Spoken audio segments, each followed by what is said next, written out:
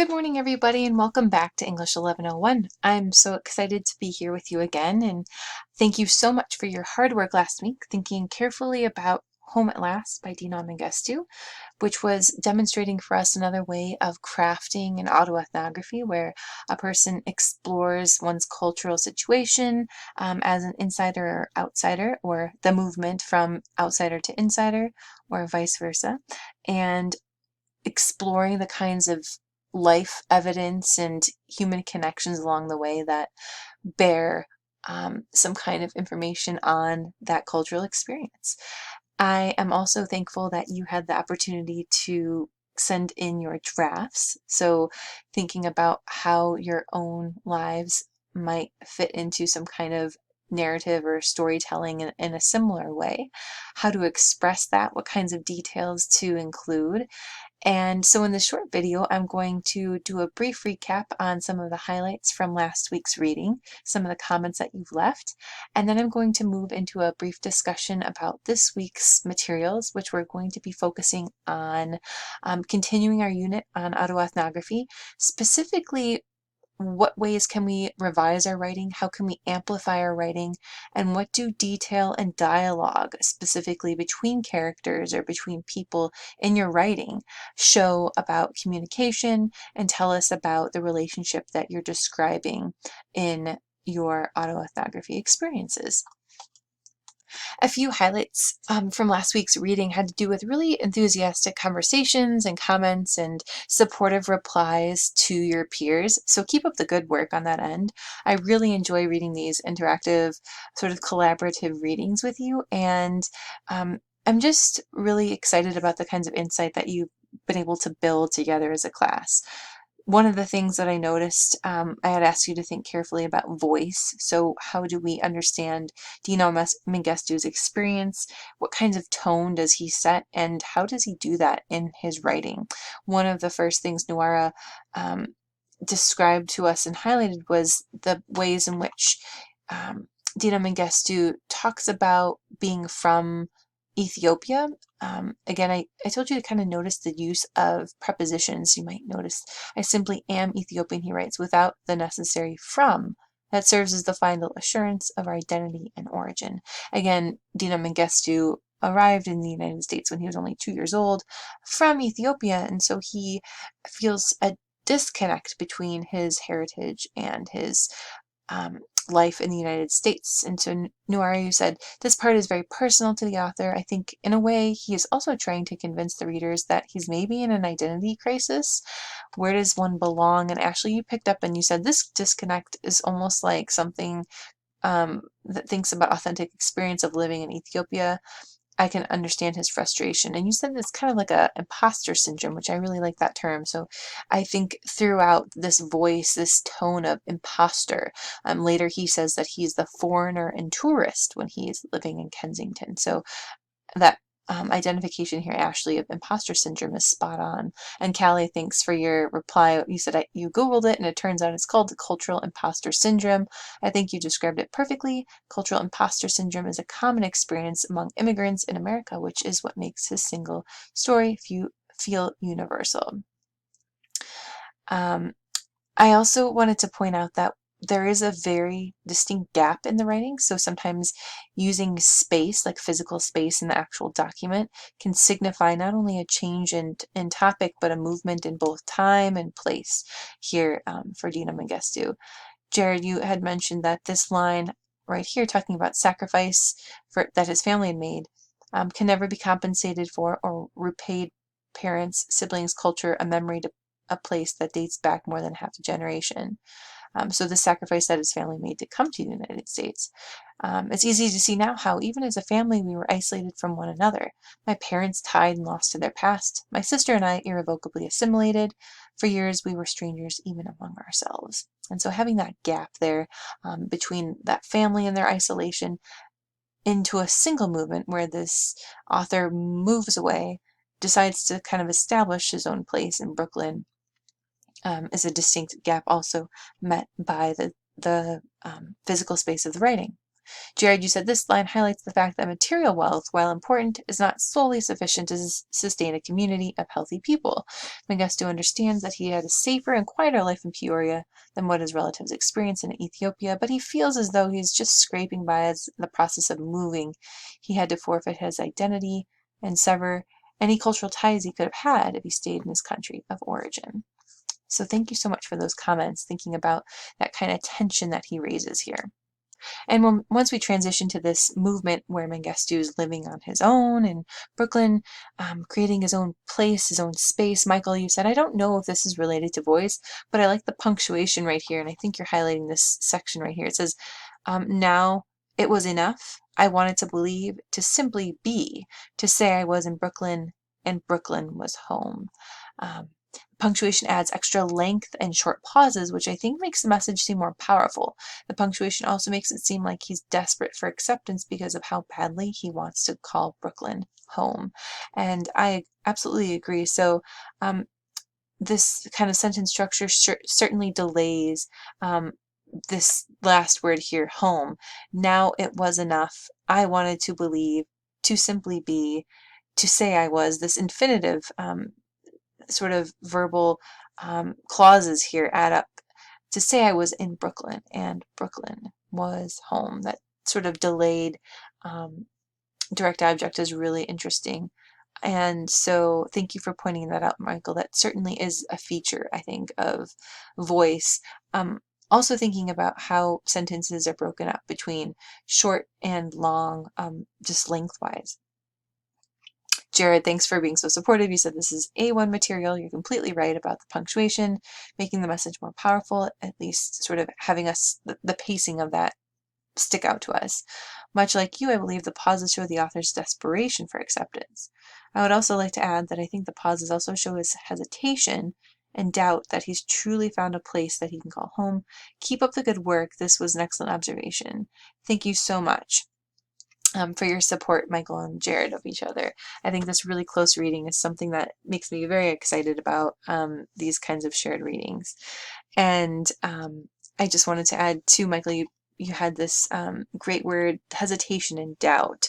I think going along with what we were talking about earlier with this imposter syndrome that Ashley mentioned and Kelly mentioned and Nuira had mentioned is something that's coming through with the voicing of this particular writing.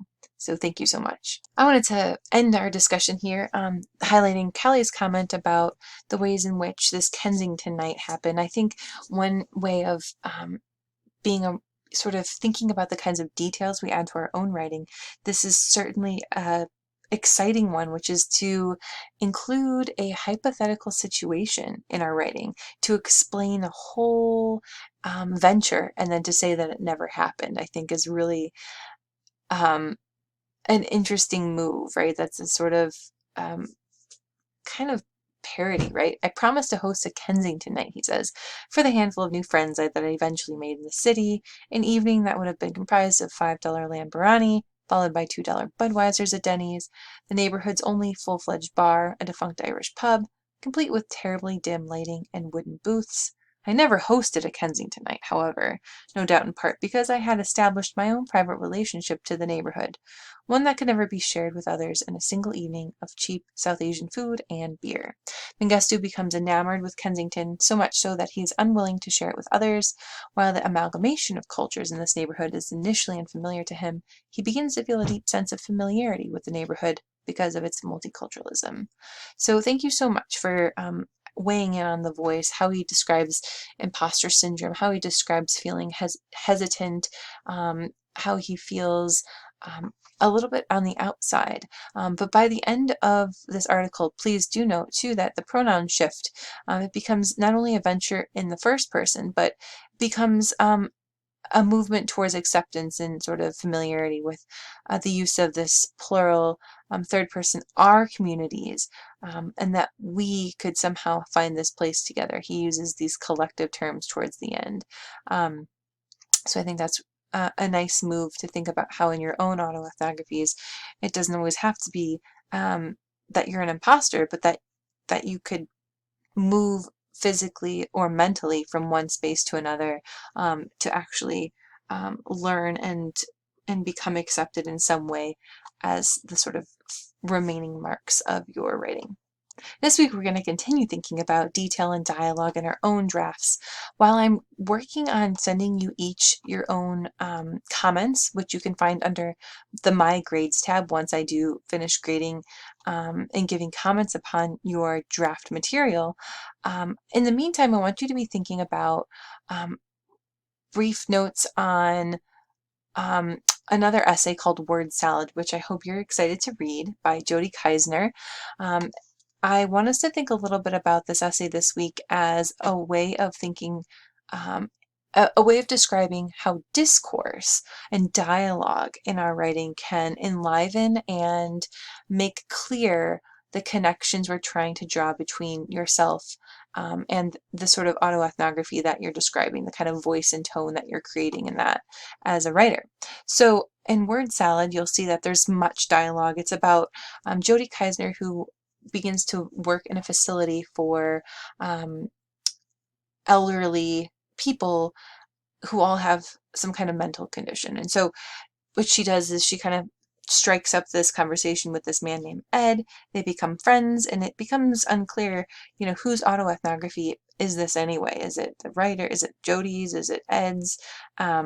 And how does their sort of relationship transform over the course of this short essay? And I think a really great way of seeing how dialogue can enliven and make substantial our writing. So as you're reading through, I want you to think about the speaking voices that up here Toni Morrison writes about. Toni Morrison is a prolific writer. I have linked here some information about her. Just wonderful things that she's done, wonderful things that she's written. She's taught at many prestigious places. She died at the age of 88 just recently, but she's sort of one of the most famous African-American lit writers that you'll find. Pulitzer Prize winner as well. So much to say about Toni Morrison. I only have 3 minutes remaining in this video, so I'm going to try to speed things up.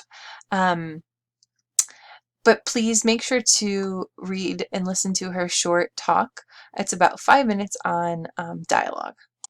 She talks about the ways in which she creates speaking voices in her writing. Of course, she's writing fiction, and so she's talking about characters specifically, but in our writing, I think we can make that connection as well to the characters that we're creating as also kind of a form of fiction, right? So our writing might be more oriented in like our real life experiences. Maybe they're not, but perhaps they are, and so I wouldn't necessarily call them characters, but I think that we can see the connections and the people we meet in real life could feature very well into our drafts.